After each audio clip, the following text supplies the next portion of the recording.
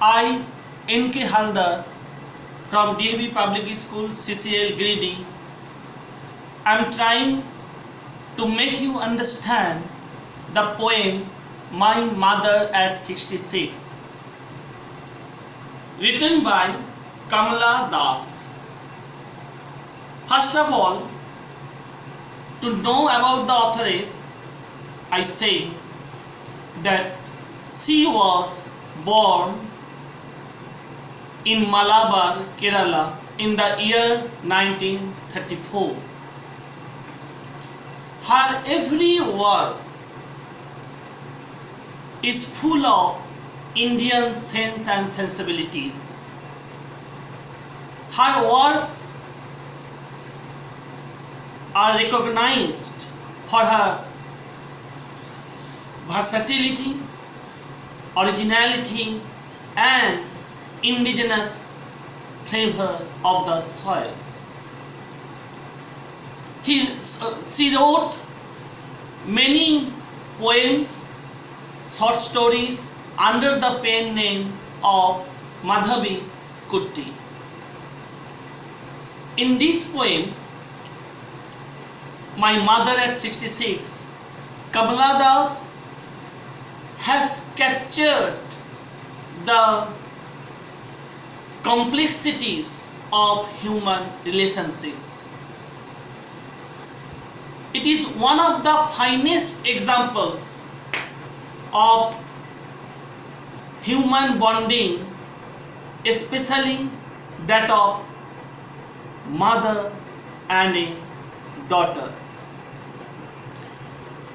The theme of this poem is that, as we all know, that death is an inevitable phenomenon. Yet, every man in this world feels the pain and fear of losing someone he or she might be his dearest, nearest, or closest one, due to the harsh reality of life, which is death. Okay? Dear students, let us enjoy the poem first, then we shall proceed towards explanation. Driving from my parents' home to coaching last Friday morning, I saw my mother beside me, nose open-mouthed, her face as in like that of a corpse, and realized with pain that she thought away and looked, but soon put that thought away and looked out at young trees sprinting, the merry children spilling out of their homes. But after the airport security check, standing a few yards away, I looked again at her, wan, pale, as a late winter's moon, and felt that old familiar ache, my childhood's fear. But all I said was, "See you soon, Amma." All I did was smile and smile and smile. Now, let us come for detailed explanation. Driving from my parents' home to Cochin last Friday morning, I saw my mother beside me means here the poetess explains that once she visited her parents' house in Cochin. It was Friday when she was driving back to the airport. Her mother was sitting just beside her at the back of the car. The poetess looked at her mother. Next line, those open-mouthed,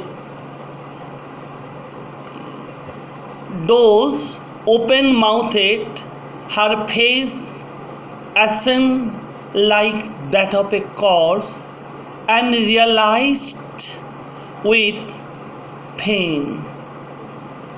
Those means nap, sleep, sudden sleep. Ashen means pale, and corpse means dead body. Here the meaning, she saw that her mother was sleeping and her mouth was open. She further explains that the color of her mother's face was like that of a corpse, that is dead body, and just like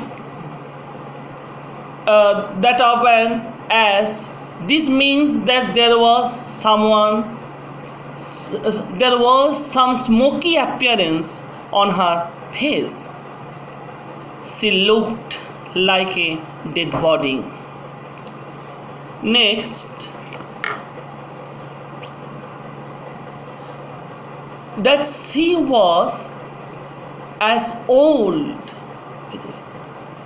as she looked, but soon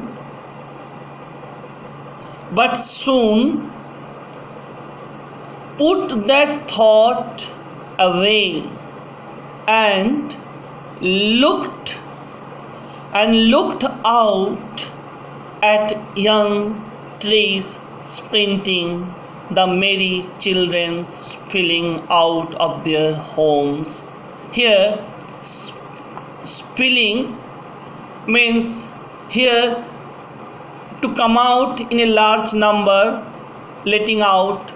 Sprinting means moving fast, running fast. Through the meaning of lines, the poetess realized that her mother had grown old. She felt pain for her, but soon she tried to get rid of this sad thought by diverting her thoughts towards the trees outside. Here, children, you can realize that the trees are sprinting, moving fast, running. There is the example of livelihood, youth, enthusiasm, whereas just opposite, the morbid atmosphere inside the car, her mother is dull, pale, and weak. She also saw children running out of their houses into the playground. All these things were full of life. Okay? Now, next line. But after the airport's security check, standing a few yards away, I looked again at her, one pale. The poetess continues that when she reached the airport, she finished with the security check and stood a few years away from her mother.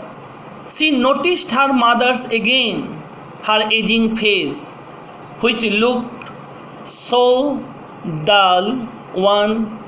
One means weak, dim, and pale. Pale is dullness, colorless. Okay, due to physical and emotional distress. Next, as a late winter's moon, and felt that old familiar ache, my childhood's fear. But all I said was, "See you soon, Amma." All I did was smile and smile and smile.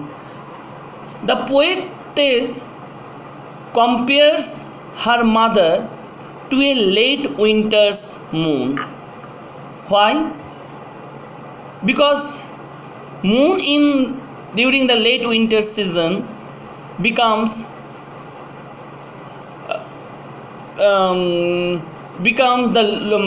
it loses its shiningness.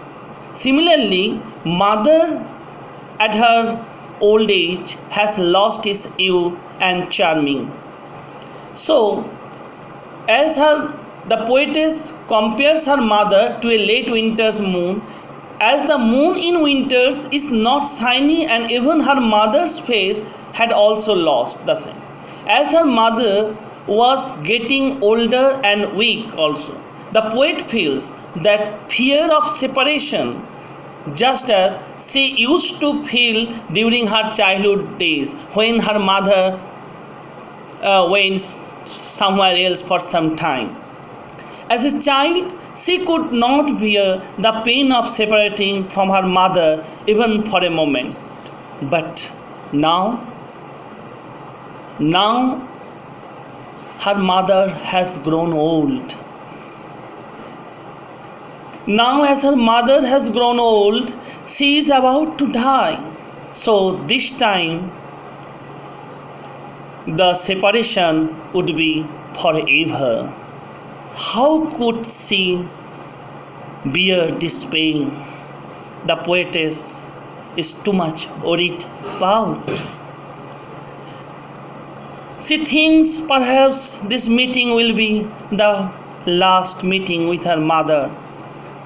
But she tries to conceal, to hide her fear. She then says that no, she would soon see her. Amma, see you soon. Because she thinks that her mother should leave so that she would visit her again. And that's why she only goes on smiling and smiling and smiling. Now, let us see what are the poetic devices used here. The imagery used in this poem is very suggestive, as you know that sprinting trees, spilling children are just a contrast to her mother.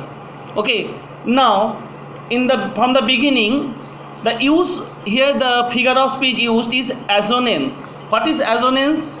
Dear children, you know that assonance is a kind of imperfect rhyme in which the last accented vowel or vowels at the end of a verse correspond in sound with the vowel or vowel at the end or in the same line. Similarly, here we find the coaching O sound has been repeated, corresponds with the other O sound, home, to, coaching. So this is the example of vowel sound and assonance.